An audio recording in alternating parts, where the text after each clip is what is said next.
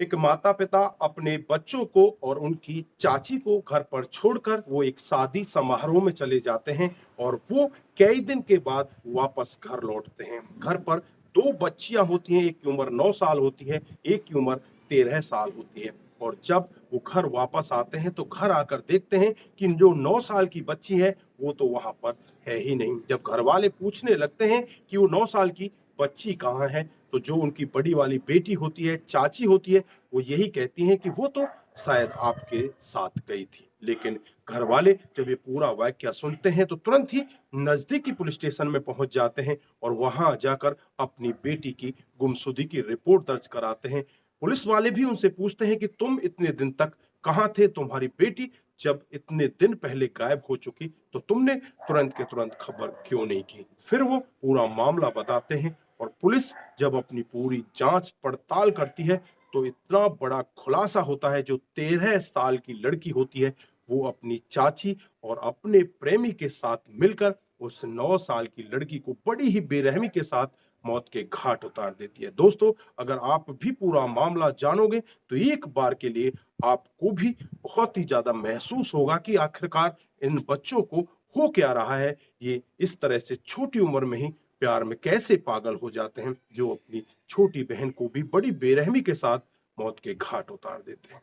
नमस्कार, जय हिंद। आप देख रहे हैं एपीएच न्यूज़ राहुल रावत के साथ। तो दोस्तों, आज की जो हकीकत की घटना आपको बताने जा रहा हूँ, बिहार में एक जिला पड़ता है हाजीपुर और इसी का जंदहार थाना क्षेत्र है। इसी के अंतर्गत एक गाँव की ये हकीकत की घटना है। यहाँ पर 19 मई 2023 को माता-पिता अपनी 9 साल की बच्ची की गुमशुदगी की रिपोर्ट दर्ज कराने के लिए थाने के अंदर पहुँचते हैं। साहब उस दंपत्ति से पूछने लगते हैं कि तुम्हारी बेटी गायब कब हुई है? तो वो कहने लगते हैं कि हमारी बेटी 14 मई को गायब हुई है। एसएचओ साहब भी एकदम से शौक में पड़ जाते हैं कि अगर आपकी बेटी 14 मई को गायब हुई है, तो आज आप 19 मई को क्यों हमारे पास आए हो? अब तक आप क्या कर रहे थे? लेकिन यहाँ पर जो माता-पिता होते हैं, वो यही कहने लगते हैं कि हम यहाँ से बाहर गए हुए थे, एक शादी समारोह में गए हुए थे। हमारे घर पर हमारी एक 13 साल की बेटी और उसकी चाची थी और वो यहीं पर थी और बच्ची को भी हम यहीं पर छोड़कर गए थे। लेकिन जब हम घर वापस आकर देखते हैं तो बच्ची हमें यहाँ पर नहीं मिलती। जब हम उनसे पूछते हैं कि हमारी बच्ची कहाँ है? तो वो कहने लगते हैं कि बच्ची तो उस दिन स्कूल गई थी और हमें पता नहीं, हम तो यही सोच रहे थे कि शायद वो स्कूल ना जाकर आपके साथ ही यहाँ से चली गई है।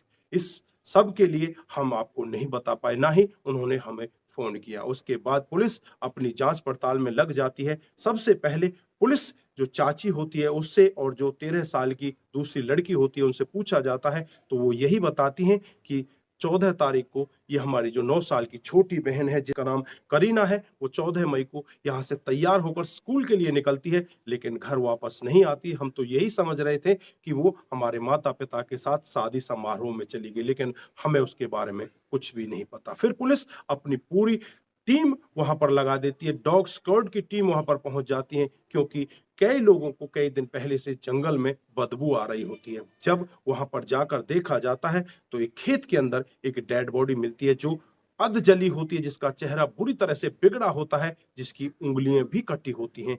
जब पुलिस उस डेड बॉडी को अपने कब्जे में लेती है और माता पिता को वहां पर बुलाया जाता है, तो माता पिता उस डेड बॉडी को देखकर एकदम से पहचान जाते हैं कि तो हमारी बेटी करीना की डेड बॉडी है। उसके बाद पुलिस अपनी जांच पड़ताल में लग जाती है। सबसे पहले जो चाची होती है उसे गिरफ्तार किया जाता है और जो 13 साल की लड़की होती है उसे भी गिरफ्तार किया जाता है। दोनों को अलग-अलग जगह पर बिठाया जाता है और जो लड़की होती है उससे कहा जाता है कि तेरी चाची ने जुर्म कबूल कर लिया है। अगर तू बचना चाहती है तो अपना जुर्म कबूल कर ले, तेरी सजा को कम करा दिया जाएगा, नहीं तो तुझे भी जेल के अंदर बंद कर दिया जाएगा। वो लड़की घबरा जाती है और घबरा कर वो एक ऐसा सत्य बताती है जिसे सुनकर माता-पिता ही नहीं, पूरा का पूरा गाँव सहम जाता है, सोचने के लिए मजबूर हो जाता है। वो लड़की बताती है कि साहब आज से कई महीने पहले का वाक़या होता है। गाँव का ही एक लड़का जिसका नाम अजय, उम्र 18 साल होती है, उसके साथ इस 13 साल की लड़की का प्यार प्रसंग स्टार्ट हो जाता है। वो एक-दूसरे के साथ बातचीत किया करते हैं, एक-दूसरे के साथ फ़ोन पर घंटों-घंटों तक बात होती है, लेकिन वो मिल नहीं पाते। दोनों को मौका तब मिल जाता है जब माता-पिता दोनों एक शादी समारोह में 14 तारीख निकल जाते हैं और जब 15 तारीख को वो अपने बॉयफ्रेंड को अपने घर बुलाती है, अपनी चाची से भी बातचीत करती है कि मैं इससे मिल नहीं पाई हूँ, मैं इससे मिलना चाहती हूँ। तो चाची भी यहाँ पर राज़ी हो जाती है और चाची दूसरे कमरे में चली जाती है और ये रात को 15 तारीख को लड़का और लड़की एक दूसरे कमरे में हो जाते हैं। प्रेमी-प्रेमिका एक दूसरे के साथ संबंध बनाने लगते हैं और वहीं पर दरवाजे पर खड़ी होकर 9 साल की लड़की ये सब देख रही होती है। जब प्रेमी-प्रेमिका सामने वाली खड़ी लड़की करीना को देखते हैं तो उनके पैरों तले ज़मीन खिसक जाती है। उधर चाची को भी बुला लिया जाता है कि चाची अब करें तो क्या करें? अब चाची भी यहाँ पर घबराने लगती है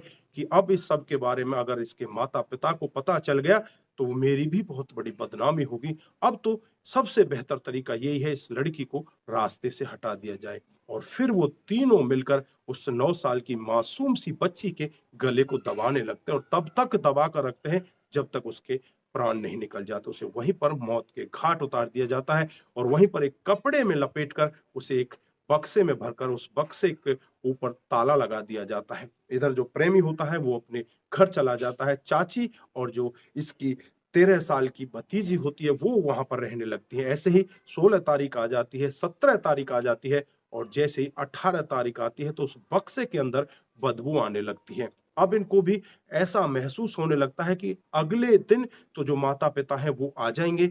अब यहाँ पर कैसे बचा जाए? यहाँ पर तो इस बक्से में बहुत ज़्यादा बदबू आने लगती है। फिर उस बॉयफ्रेंड अजय को फ़ोन किया जाता है। अजय कहता है कि तुम्हें घबराने की ज़रूरत नहीं है, मैं घर से एक आरी लेकर आ रहा हूँ और तेज़ाब की 2 बोतलें लेकर आ रहा हूँ। फिर वो घर से आरी लेकर आता है, जैसे ही उस बक्से को खोला जाता है उसमें बहुत ज़्यादा बदबू होती है। उस मरी हुई 9 साल की लड़की की पहले उँगलियों को काटा जाता है, ज़्यादा तो वो आरी चला नहीं पाते और फिर उसके चेहरे पर तेज़ाब डाल दिया जाता है। तेज़ाब से उसके चेहरे को फूँक दिया जाता है, जिससे कि उसकी पहचान ना हो सके। फिर रात को ही 18 तारीख को वो तीनों वहाँ से निकलते हैं और पड़ोस में ही एक खेतों में जाकर उस बक्से को डालकर वहाँ से वापस घर आ जाते हैं। दोस्तों, जब पुलिस भी ये पूरा मामला सुन रही होती है, माता-पिता को इस मामले के बारे में पता चलता है, तो माता-पिता के पैरों तले ज़मीन खिसक जाती है। माता-पिता सोचने के लिए मजबूर हो जाते हैं कि आखिरकार हमारी छोटी-सी बच्ची किस तरह से प्यार प्रसंग में पड़ जाती है और खुद उसकी चाची उसका साथ देती है और प्रेमी के साथ मिलकर वो इतने बड़े क्राइम को अंजाम दे डालते हैं। दोस्तों, फिलहाल के लिए उस 13 साल की लड़की को वहाँ से उठा लिया गया है, उसे बाल सुधार गृह में भेज दिया गया है। बाकी जो प्रेमी है, वो 18 साल का हो चुका है, उसे जेल के अंदर बंद कर दिया गया है। इधर चाची को भी उसको भी जेल के अंदर बंद कर दिया गया है। यानी कि 2 लोगों को तो जेल के अंदर बंद कर दिया गया है। एक लड़की जो अभी बालिग नहीं है, जिसकी उम्र मात्र 13 साल है और उसे वहाँ से लेकर बाल सुधार गृह में भेज दिया गया है।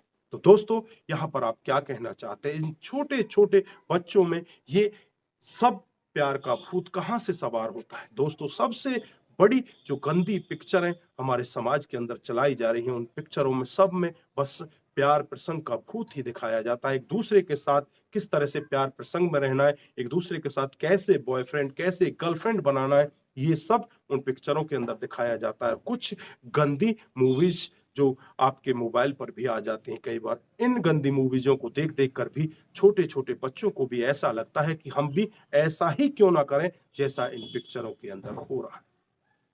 दोस्तों, आजकल बहुत ही छोटी उम्र के बच्चों के गर्लफ्रेंड, बॉयफ्रेंड और शहरों में तो ये बहुत ज़्यादा मामला बढ़ा हुआ है, लेकिन अब गाँव भी पीछे नहीं रह गए। गाँव में भी ऐसे ही मामले बहुत ज़्यादा देखने को मिल रहे हैं। तो दोस्तों, यहाँ पर आप क्या कहना चाहते हैं? आपकी जो भी राय है एक बार कमेंट बॉक्स में ज़रूर दीजिएगा। दोस्तों, आज के लिए बस इतना ही, फिर मिलते हैं किसी नए मूड के साथ। तब तक के लिए आप अपना ख्याल रखें, अपने परिवार का ख्याल रखें, सतर्क रहें, सावधान रहें और ऐसे क्राइम को अपने आस-पास ना होने दें। नमस्कार, जय हिंद,